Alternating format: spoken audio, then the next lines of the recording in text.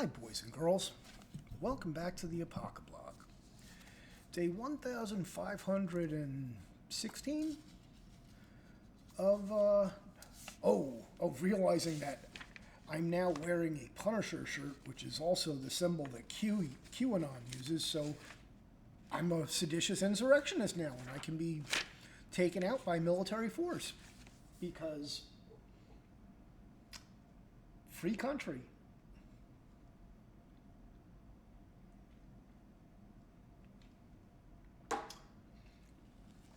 Right to free speech, independent thought.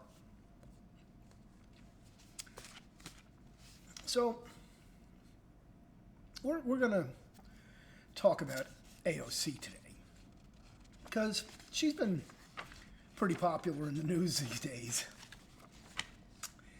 So, AOC, I didn't attend Biden's inauguration in part because I don't feel safe around Republicans. She said that out loud. AOC, I'm a survivor of sexual assault. And I haven't told many people that in my life, but when we go through trauma compounds on each other, so she was using that as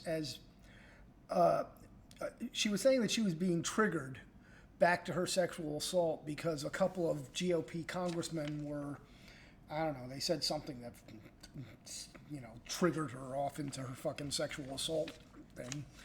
But, of course, she doesn't name who the person is, so she's absolutely not willing to protect any other women on the planet that this fucking piece of garbage could go after. And oddly enough, there's a complete lack of pushback, or rather, there's a complete lack of inquiry about who this person was, when this was. Media's completely ignoring it, and, this is the Me Too era. There's no reason for her to remain silent and let this monster run free. But she is, and of course they're acting like this is real, and I mean, I don't know that she wasn't sexually assaulted, but I have my doubts. Because remember, this is the same dullard that was triggered into crying at a chain link fence. So, Alexandria Ocasio-Cortez will discuss dealing with trauma on CBS Friday morning. Oh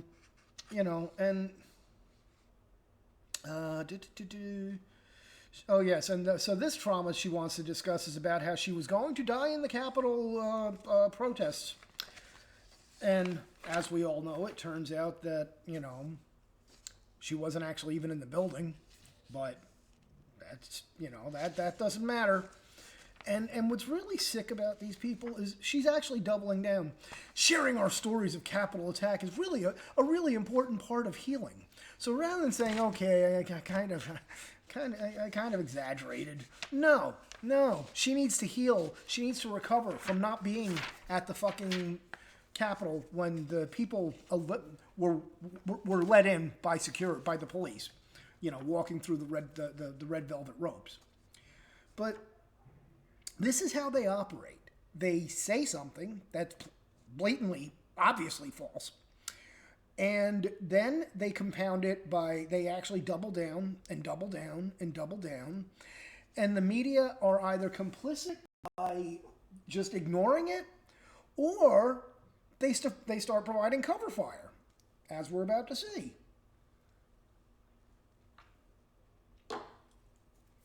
To legitimize this fucking moron's lies, CNN's Don Lemon and Chris Cuomo defend AOC. And this is rich because Cuomo's going on about his war story where he got blown up in Iraq, which I also seriously doubt. But regardless of that, he literally turns around and says that, let me tell you, I lived a situation like that. You heard Katie Porter say AOC was freaked out. And I lived a situation like that, and it doesn't have to be real, the threat, for you to believe it's imminent and real. So there doesn't. You just have to. Well, again, this is the same group of people that identify as a fucking attack helicopter, an otter. They have to make up their own fucking pronouns because they don't identify with the ones that we all use because they're accurate. He, she, it. Snopes rages at bad faith smears, factually noting AOC wasn't in the Capitol. Now, if you're gonna, okay. Snopes went big at the top of their homepage. Did AOC exaggerate the danger she was in during Capitol riot? AOC was targeted with another round of bad faith smears after giving an emotional first-hand account of her experiences during the Capitol riot. They cried, mostly false. Okay, well, Ocasio-Cortez wasn't in the Capitol, where the House and Senate chambers are located, so what's false? She was in her congressional office, which is located in a network of office buildings immediately surrounding the Capitol, and her office building was one of the 2 buildings that were evacuated, but she still wasn't in the Capitol when it happened. In a circus of cyberbullying that began February 3rd, conservative news outlets and social media conspiracy trolls latched onto the misleading claim that Ocasio-Cortez wasn't in the Capitol building, therefore was not in harm's way, as she described on her Instagram video. Well, she wasn't in the Capitol building. She wasn't in any danger. But here you have, the fact checker, which they're just a left-wing fucking propaganda arm, but you have the fact checker literally covering for this.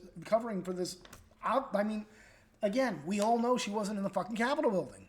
So, but they're gonna, they're gonna make it so that, again, it's the lights. How many lights do you see? How many lights do you see? I see 5. Yeah, you don't believe it, so we're gonna keep doing this. And and same thing. Again, Chris Cuomo turning around. Fredo is literally saying that the racist Republicans are now GOPQ. Turns out that because they're not they're not fucking advocating this bitch's lies. And it's so now GOPQ. AOC had a war experience. So we've already ramped it up to she's had a war experience, okay? Not being at the Capitol protest, not being in any danger whatsoever, and she now has PTSD and deserves a purple fucking heart. This is why you gotta stop listening to this shit, people. It's all lies. Whatever they tell you, it's the exact opposite in just about every fucking case. If they say the sky is blue, check.